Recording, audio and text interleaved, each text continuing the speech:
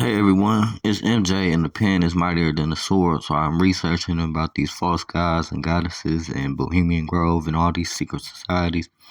And I mean, every empire had false gods and false goddesses, and they're everywhere.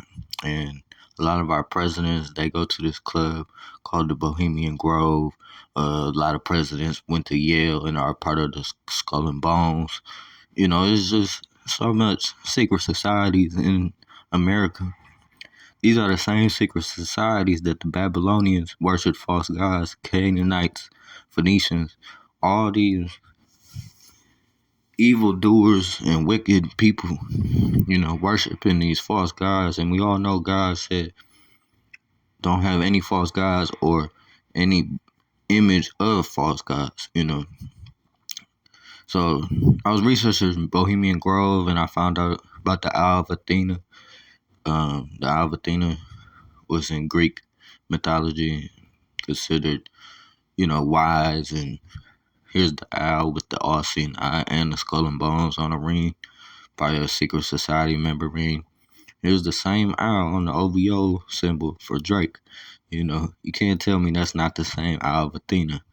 Well, Owl is also associated with Ishtar and Isis and the goddesses of fertility that were in a lot of different cultures. They just all have different names. Here's Ishtar here.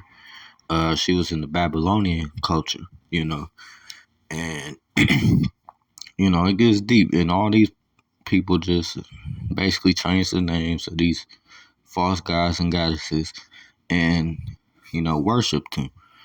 And the Greeks named theirs Aristode. I don't know if I'm naming that right, but owls also are the guide to the underworld, helps you see in the spiritual and actual dark. So, they all know this stuff.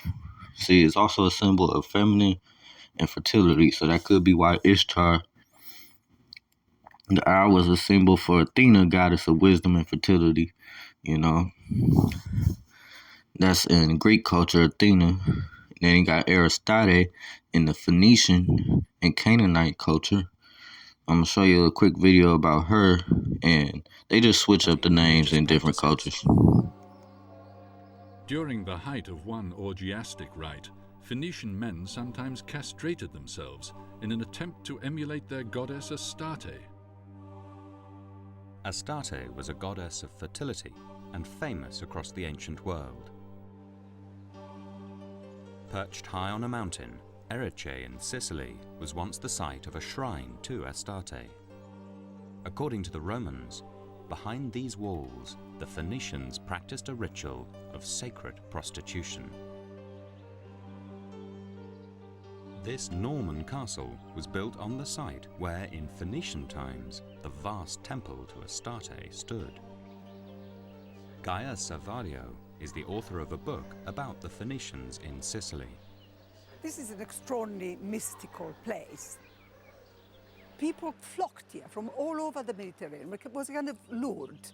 And this was a place where sacred prostitution took place. And the prostitutes were girls from what we would say good family, offering their virginity to the goddess Astarte. According to Roman and Greek historians, it was common practice among Phoenician aristocrats to bring their virgin daughters to the temple when they reached the age of puberty. The girls had to go to the temple of Astarte and stay there and be lain with strange men. The high priest would then force them to have sex with visiting foreigners who paid the temple handsomely for the privilege. The stranger was viewed as an emissary from the gods.